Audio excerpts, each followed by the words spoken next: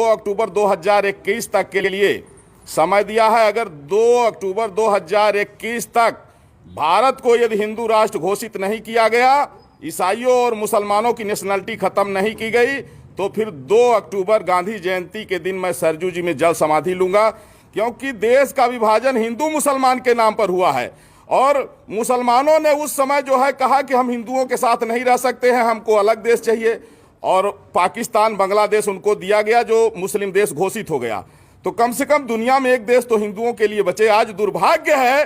कि वेस्ट बंगाल में जितने यहाँ के मुसलमान हैं वो भी रोहिंग्याओं के साथ मिलकर के एक तरफ से हिंदुओं की हत्या कर रहे हैं, और उसी तरह जो है तो तमिलनाडु में हो रहा है, केरल में हो रहा है। जहां भी मुस्लिम आबादी ज्यादा है उनको पाकिस्तान से प्रेम है, लेकिन हिंदू और हिंदुस्तान से नफरत है। ये हिंदू और हिंदुस्तान के वजूद को मिटाना चाहते हैं। इसलिए अब आवश्यक है कि भारत को हिंदू राष्ट्र घोषित किया जाए, और अगर ऐसा नहीं होगा तो मैं जगत गुरु परमहंस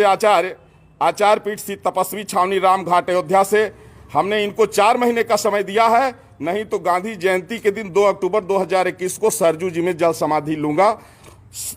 आशा करता हूं कि आदरणीय प्रधानमंत्री नरेंद्र मोदी जी के नेतृत्व में संविधान की रक्षा के लिए यह महत्वपूर्ण कदम जरूर उठाया जाएगा। कि जब वहां की स्थिति से पता लगा कि जब वहां राज्यपाल महोदय पीड़ितों से मिलने के लिए गए, तो जिस तरह से वहां के मुस्लिम समुदाय ने, रोहिंग्याओं ने उनके साथ में जो बदसलूकी किया, इससे ये पता लग रहा है कि अब पूरे देश में मुसलमानों की नागरिकता समाप्त होनी चाहिए, भारत हिंदू राष्ट्र घोषित होना चाहिए। नहीं तो 13 बार भारत के बंटवारा हो चुका है और अब स्थिति में भारत नहीं है कि फिर से ये बंटवारा झेल सके। तो इसलिए राष्ट्र की एकता और अखंडता के लिए चाहे जान चले जाए, लेकिन मुसलमानों की नागरिकता समाप्त होनी चाहिए, भारत हिंदू राष्ट्र घोषित होना चाहिए, और इसके लिए हमने 4 महीने का समय दिया है। महाराज जी, अगर वो यहाँ शरणार्थी बन के रहेंगे, जब यहाँ पार्टीशन नहीं हो रहा था, हिंदुओं ने कहा कि नहीं हम भाई भाई हैं, मिल के रहेंगे, तो उस समय जो है 16 अगस्त 1946 को